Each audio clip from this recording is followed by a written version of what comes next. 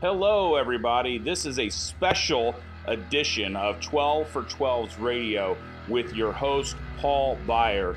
It is Friday evening, just a little after 7 o'clock. I'm just going to record a few short moments and then post on my YouTube channel as well as the SoundCloud platform that we're associated with. I wanted to do this special episode this evening, obviously, with the news that Percy Harvin has been traded to the New York Jets from the Seattle Seahawks for a conditional round draft pick, which is dictated based on how well the Jets do with the services of Percy Harvin. That's how that works. John Clayton of ESPN and 710 ESPN here locally did report that it would be something between a second, third, and fourth round draft pick more than likely. Now, I guess there's three things I want to focus on here. First is my initial reaction.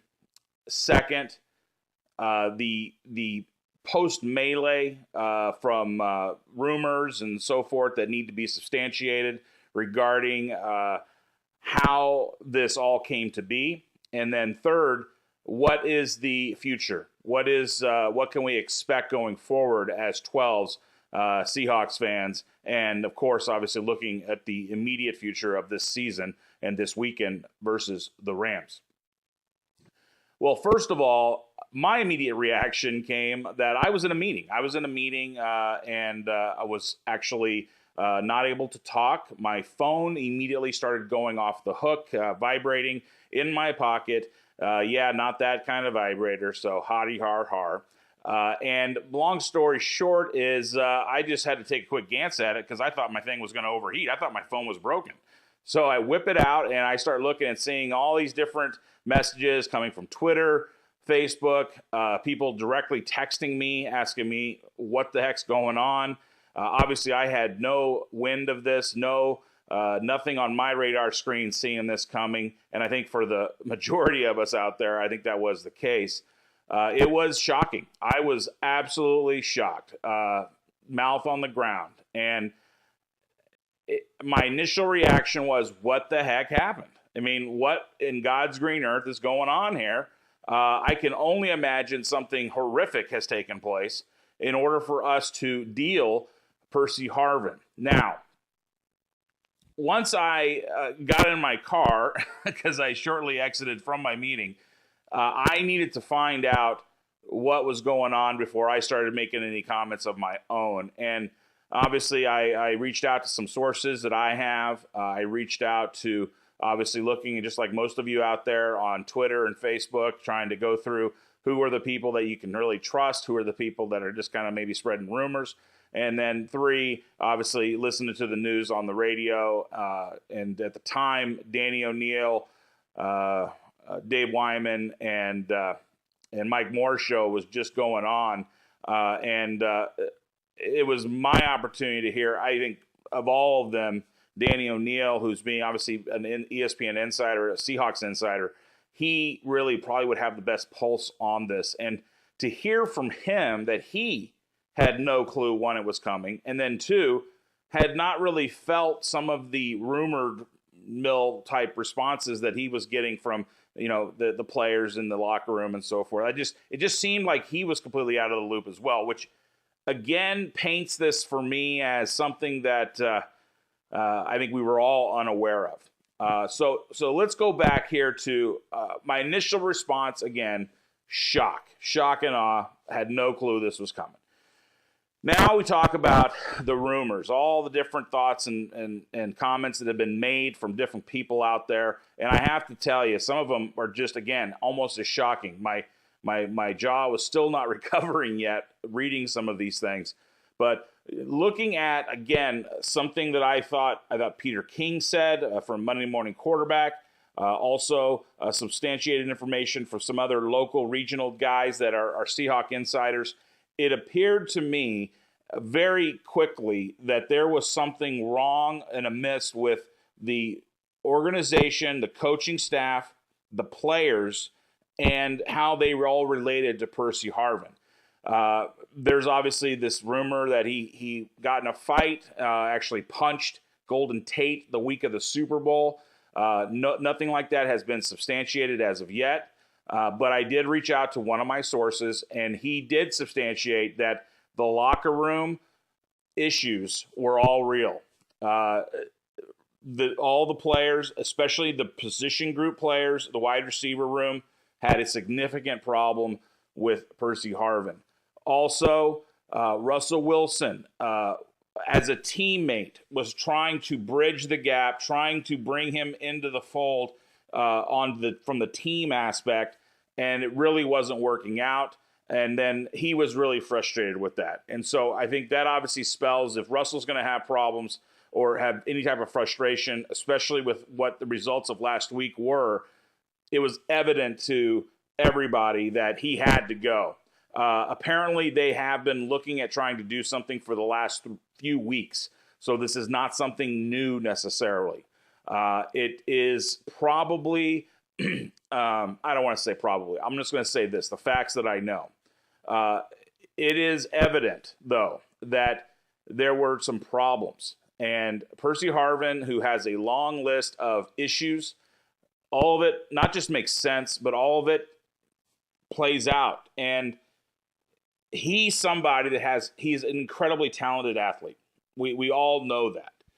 He's somebody that can break games wide open with his athletic skill. But whether or not he can't get over that he's one man and part of a team, he has to have someone throw him the ball. He has to have someone block for him downfield or at the line of scrimmage. You don't make it all happen on your own. I think he has to come to that reckoning that somehow, some way, it doesn't revolve all around him. It revolves around all of them, all of those players on that team. So many questions, so many things to get to regarding this. But overall speaking, the different reactions, the ones that I see and I trust in, and obviously I had substantiated, tell me that there was a significant problem in the locker room. The players, the position group, and Russell Wilson were not getting along with him in such a way where it was a situation, a relationship that would prosper. And in my opinion, now you see an organization, a coaching staff, a personnel team with obviously led by Pete Carroll and John Schneider, the Schneid, making what I think is probably the best decision possible, which is, and it's to their mantra, fish and cut bait. I mean, they do that better than anybody. If something's not working out, they move on.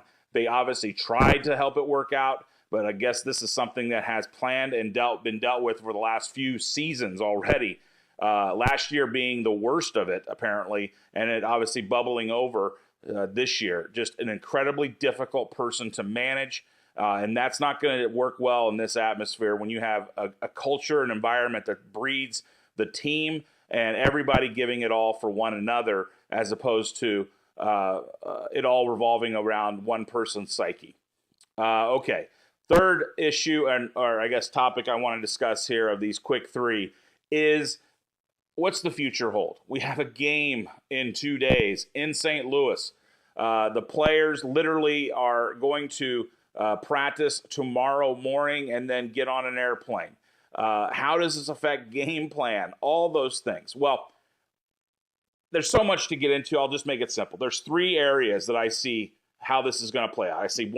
I see a team that's going to come out very, very physical. Talk about getting back to the run game. Well, I think you got a clear neon green sign pointing at us saying you're running the ball, and it's going to be north-south. So you're going to see a very physical Seahawks come out and look to dominate the line of scrimmage offensive line-wise.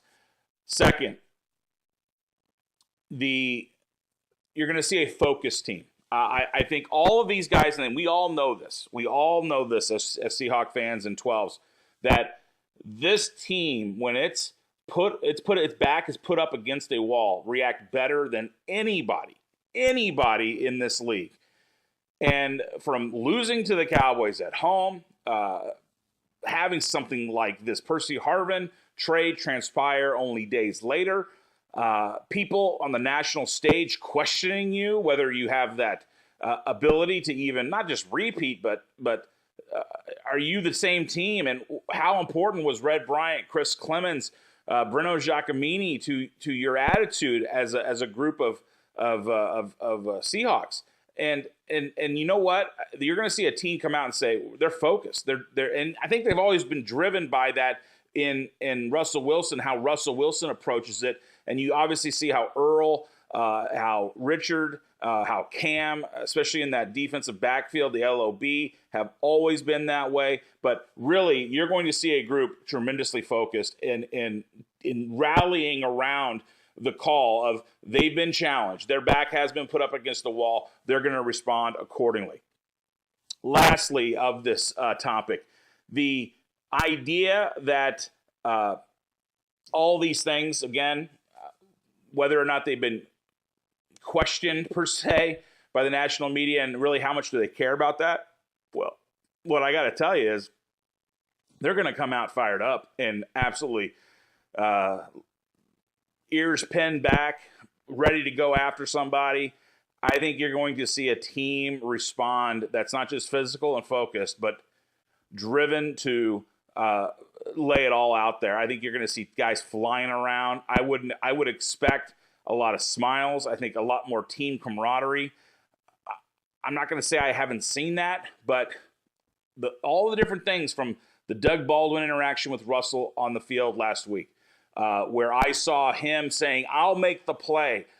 Give me the ball. And it wasn't an argument by any stretch. It was not anything like that. It was a fired up Doug Baldwin explaining to his quarterback that he loves that, hey, you throw it to me because that guy isn't going to get it done for us, okay? And now it makes so much sense. But Doug Baldwin, you're going to see a man out there absolutely laying it on the line. And then also transferring that over to a Marshawn Lynch and you know, people kind of isolating his laugh at the end of the game. I again, I was laughing. It was ridiculous what I saw happen out there. But you're going to see a Marshawn Lynch beast mode running like nobody's business. I personally cannot wait for Sunday. I cannot wait to see the team that won the championship last year, minus obviously some of those folks, but now with that core back, the core in charge, the core looking to those tier 2 guys, those guys that haven't been getting the job done, and with all these injuries saying, hey, look, you know, we know how to win. We've proven it. It's time to play. It's time to play, and it's time to be a part of this Seahawk unit. And it's, are you in or out? Because guess what? If you're out, we'll ship you out. And Pete Carroll has sent that message loud and clear. I expect guys flying all over the place. Man, I can't tell you how excited I am, like I said, for this Sunday's game. So I hope this short little 13.5-minute video, or I should say audio, helps give you a little insight as to my thoughts this Friday, a little after 7 o'clock, on the Percy Harvin trade blockbuster trade to the New York Jets. Nobody saw coming, but it has been done. And man, I feel like we're back. I feel like the family's back. I feel clean. That's the only way really to say this, folks. But I'm real excited. So have a wonderful next few evenings. Don't worry. Don't worry, folks. Don't worry, 12s. Everything's going to work out just fine. And we're going to get back to business on Sunday morning, bright and early, 10 a.m. Pacific. I know you'll all be up with me. Take care. I'll see you next Tuesday on 12 for 12's radio at 7 o'clock Pacific on the Double Overtime and Network. Again, for all updates, and all have been updated as of tonight for the news regarding the Percy Harvin trade, please check 12 for 12's radio or 12for12s.com, 12for12s.com, and it'll have all your updates on the daily page. Links are obviously available on my Facebook as well as Twitter that have been sent out, messages that have been sent out here in the last hour or so. So otherwise, have a great weekend, and we'll see you next week. Go Hawks.